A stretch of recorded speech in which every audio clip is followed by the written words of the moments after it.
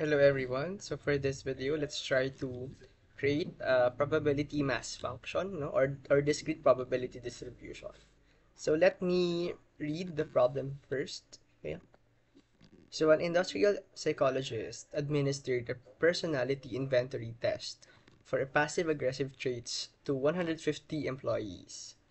Each individual was given a whole number score from 1 to 5, where 1 is extremely passive and 5 is extremely aggressive. A score of 3 indicated neither trait.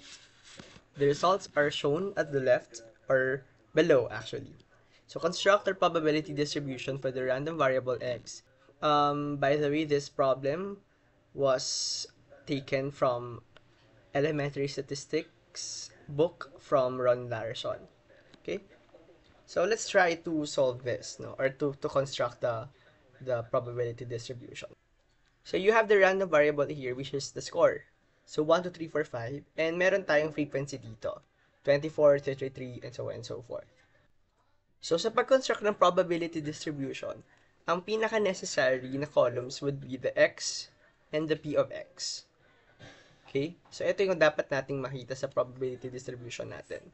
So meron tayong x dito, so given siya. And then we also have the frequency or yung n of x natin or yung f natin. So, ang kailangan na lang natin is actually the p of x.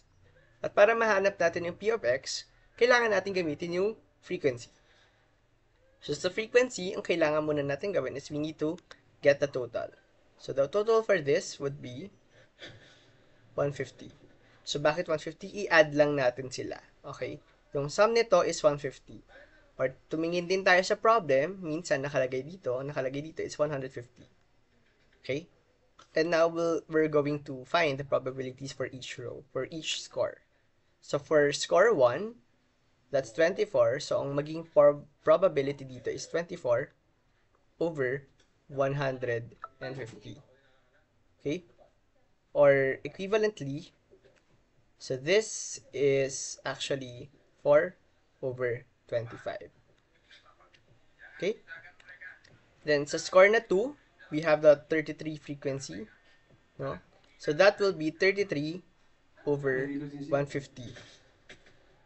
Or simply, 11 over 50.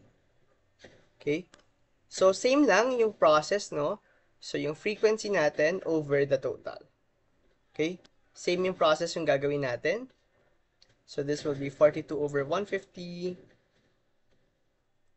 which is equal to 7 over 25. We also have, for the score of 4, the probability is 30 over 150, or simply 1 over 5. And then for the score of 5, we have 21 over 150, or simply 7 over 50.